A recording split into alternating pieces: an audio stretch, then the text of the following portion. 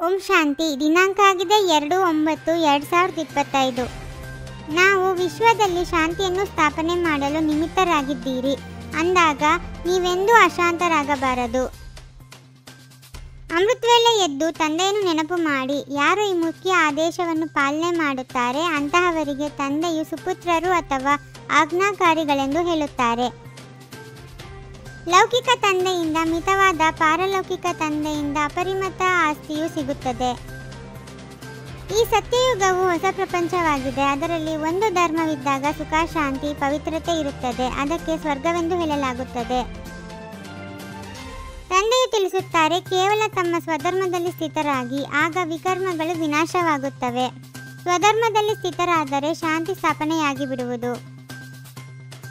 ನೀವು ಸದಾ ಶಾಂತಿಸಾಗರ ತಂದೆಯ ಮಕ್ಕಳಾಗಿದ್ದೀರಿ. ಅವರಿಂದ ಈ ಆಸ್ತಿಯು ಸಿಗುತ್ತದೆ. ಅದಕ್ಕೆ ಮೋಕ್ಷವೆಂದು ಹೇಳುವುದಿಲ್ಲ. ಮೋಕ್ಷವು ಭಗವಂತನಿಗೂ ಸಹ ಸಿಗುವುದಿಲ್ಲ.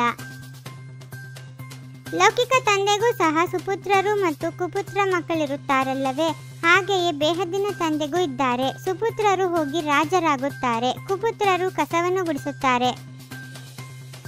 ಸ್ವರ್ಗದಲ್ಲಿ ಕೆಲವರೇ ಮನುಷ್ಯರಿರುತ್ತಾರೆ. ಅದು ಹೊಸ ಪ್ರಪಂಚವಾಗಿದೆ. ಅಲ್ಲಿ ಅಶಾಂತಿ ಇರುವುದಿಲ್ಲ. ಯಾವಾಗ ಒಂದು ಧರ್ಮವಿರುವುದೋ ಆಗ ಶಾಂತಿ ಇರುತ್ತದೆ. ಸ್ವರ್ಗದಲ್ಲಿ ಸಂಪೂರ್ಣ ಶಾಂತಿ, ನರಕದಲ್ಲಿ ಸಂಪೂರ್ಣ ಅಶಾಂತಿ ಇದೆ. ಈ ಸಮಯದಲ್ಲಿ ವಿಶ್ವದಲ್ಲಿ ಮನುಷ್ಯ ಮಾತ್ರರು ಶಾಂತಿಯನ್ನು ಬಯಸುತ್ತಾರೆ. ಕೃಷ್ಣನಿಗೆ ದೇವತೆ ಎಂದು ಹೇಳಲಾಗುವುದು. ಮನುಷ್ಯರು ದೇವತೆಗಳಿಗೆ ನಮಸ್ಕಾರ ಮಾಡುತ್ತಾರೆ. ಅವರಲ್ಲಿ ದೈವಿ ಗುಣಗಳಿರುವ ಕಾರಣ ಅವರಿಗೆ ದೇವತೆಗಳೆಂದು ಹೇಳುತ್ತಾರೆ. ನೀವು ಈಶ್ವರ್ಯ ಸಂತಾನರಾಗಿದ್ದೀರಿ. ಬಹಳ ಪ್ರೀತಿಯಿಂದಿರಬೇಕಾಗಿದೆ. ಸತ್ಯಯುಗದಲ್ಲಿ ಕ್ಷೀರಖಂಡವಾಗಿರುತ್ತಾರೆ. ಇಲ್ಲಿ ನೀವು ಆ ರೀತಿ ಮಧುರರಾಗುವುದನ್ನು ಕಲಿಯುತ್ತೀರಿ. ಅಂದಾಗ ಬಹಳ ಪ್ರೀತಿಯಿಂದಿರಬೇಕು. ಹೊಸ ಪ್ರಪಂಚದಲ್ಲಿಯೇ ವಿಶ್ವದಲ್ಲಿ ಶಾಂತಿ ಇರುವುದು. ಸಂಗಮದಲ್ಲಿರಲು ಸಾಧ್ಯವಿಲ್ಲ. ಇಲ್ಲಿ ಶಾಂತರಾಗುವ ಪುರುಷಾರ್ಥ ಮಾಡುತ್ತೀರಿ. ಪೂರ್ಣ ಪುರುಷಾರ್ಥ ಮಾಡಲಿಲ್ಲವೆಂದರೆ ಶಿಕ್ಷೆಯನ್ನು ಅನುಭವಿಸಬೇಕಾಗುವುದು. ಮಕ್ಕಳೇ, ಪವಿತ್ರರಾಗಿ, ಆಗ ಶ್ರೇಷ್ಠ ಪದವಿಯನ್ನು ಪಡೆಯುತ್ತೀರೆಂದು ತಂದೆಯು ತಿಳಿಸುತ್ತಾರೆ. ಇಲ್ಲವೆಂದರೆ ಯಾವುದೇ ಲಾಭವಿಲ್ಲ. ಇಲ್ಲಿ ಬ್ರಹ್ಮನ ಮೂಲಕ ಸ್ಥಾಪನೆ, ಶಂಕರನ ಮೂಲಕ ವಿನಾಶ ಮತ್ತೆ ಪಾಲನೆ, ಹೀಗೆ ಶಬ್ದಗಳನ್ನು ಕಾಯಿದೆ ಅನುಸಾರ ಹೇಳಬೇಕು. ಸದಾ ಸ್ಮೃತಿ ಇರಲಿ, ನಾವು ಈಶ್ವರನ ಸಂತಾನರಾಗಿದ್ದೇವೆ. ಪರಸ್ಪರ ಮಧುರರಾಗಿರಬೇಕಾಗಿದೆ. ಯಾರಿಗೂ ದುಃಖವನ್ನು ಕೊಡಬಾರದು. ತಮ್ಮಲ್ಲಿ ಪರಿಶೀಲನೆ ಮಾಡಿಕೊಳ್ಳಿ. ನನ್ನಿಂದ ಯಾವುದೇ ವಿಕರ್ಮಗಳಾಗುತ್ತಿಲ್ಲವೇ?